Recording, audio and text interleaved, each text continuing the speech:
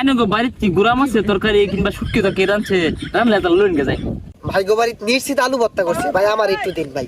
ভাই আমার বাড়িতে এনো না, আমি এই জায়গায় বেড়াবার আইছি।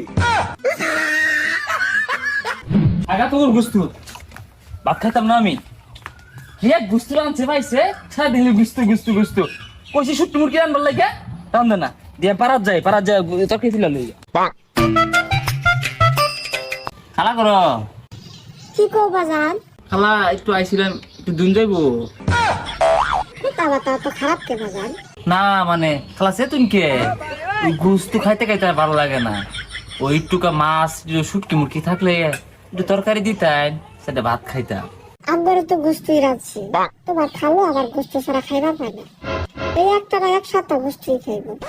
খদা খদা খদা এই দলিতদের বেটি করতে আইছে, এই খালুডারে খাইয়ে বেড়াইছে। হ্যাঁ 100 তোরা গুস্তু খাইবো, আর জীবনে কিনে না গুস্তু আর পাইছো না।